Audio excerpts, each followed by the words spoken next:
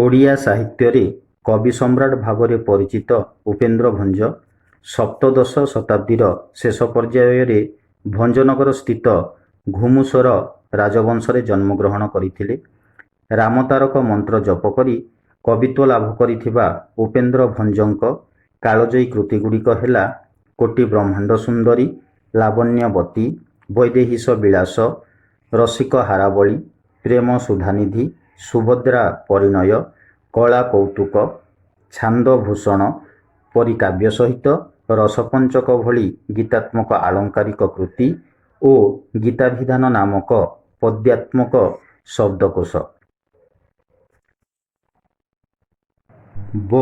ଆଦ୍ୟବନ ନିୟମରେ ରଚିତ ବୈଦେହୀଶ ବିଳାସ କାବ୍ୟର 40 ଛାନ୍ଦରୁ ଆନୀତ ରାଘବଙ୍କ ଲଙ୍କାଯାତ୍ରାନୁକୂଳ କବିତାରେ ରାବଣ ଦ୍ୱାରା ଅପହୃତା ସୀତାଙ୍କୁ ଉଦ୍ଧାର କରିବା ପାଇଁ ରାମଚନ୍ଦ୍ର ସମୁଦ୍ରରେ ସେତୁ ବାନ୍ଧିବା ବେଳର କଥା ବର୍ଣ୍ଣନା କରାଯାଇଅଛି। ବର୍ତ୍ତମାନ ପଦ୍ୟର ପ୍ରଥମରୁ ସପ୍ତମ ପଦ ପର୍ଯ୍ୟନ୍ତ ପଢ଼ିବା। ଏହା ସହିତ ପଦଗୁଡ଼ିକରେ ଥିବା କଠିନ ଶବ୍ଦ ନିରୂପଣ କରିବା।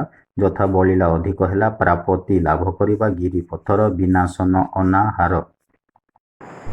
ସୀତାଙ୍କ ଅନ୍ୱେଷଣରେ ଥିବା ପ୍ରଭୁ ରାମଚନ୍ଦ୍ର ଘଟଣାକ୍ରମରେ କିଷ୍କିନ୍ଧ୍ୟାର ବାନରରାଜ ସୁଗ୍ରୀବଙ୍କ ସହ ବନ୍ଧୁତା କରିଥିଲେ ଏବଂ ରାମଭକ୍ତ ହନୁମାନ ଲଙ୍କାଗଡ଼କୁ ଯାଇ ରାବଣ ଦ୍ୱାରା ବନ୍ଦୀ ଅବସ୍ଥାରେ ଥିବା ସୀତାଙ୍କୁ ଠାବ କରିଥିଲେ।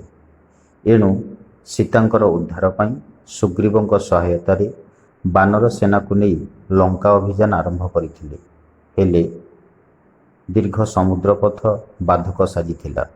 ଏଣୁ ସୀତାଙ୍କୁ ଲାଭ କରିବାର ଆଶାଟି ରାମଙ୍କର ମନ ଭିତରେ ବଳବତୀ ହୋଇଥିବା ଯୋଗୁଁ ସେ ସମୁଦ୍ରକୁ ପଥରରେ ପୋତିବାକୁ ଚିନ୍ତା କଲେ। କିନ୍ତୁ ରାମଚନ୍ଦ୍ର ବାନର ସେନା ସହାୟତାରେ ସମୁଦ୍ର ବକ୍ଷରେ ଯେତେ ପଥର ପକାଇଲେ ମଧ୍ୟ ସେଗୁଡ଼ିକ କେବଳ ବୁଦ୍ ବୁଦ୍ ଶବ୍ଦ କରି ସେହି ସମୁଦ୍ର ବକ୍ଷରେ ଅଦୃଶ୍ୟ ହୋଇଯାଉଥିଲା।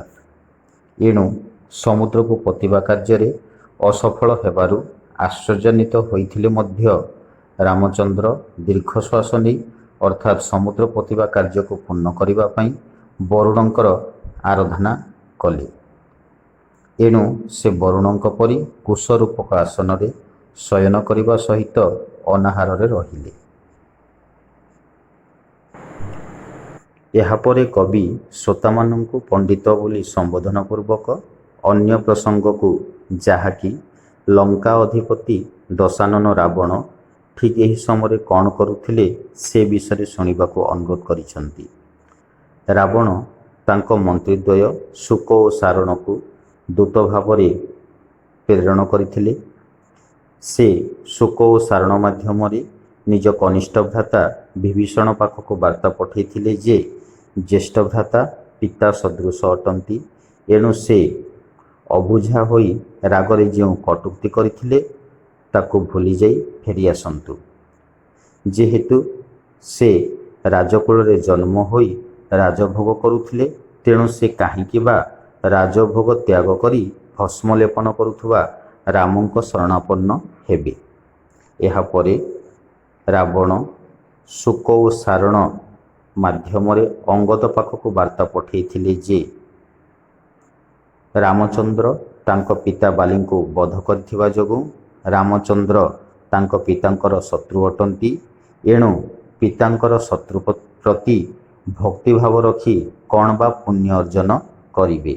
ଏହିପରି ପିତୃବ୍ୟ ସୁଗ୍ରୀବ ଓ ଅଙ୍ଗଦ ମଧ୍ୟରେ କଳହ ଉତ୍ପନ୍ନ କରାଇ ବାନର ସେନାକୁ ଫେରାଇ ନେବେ।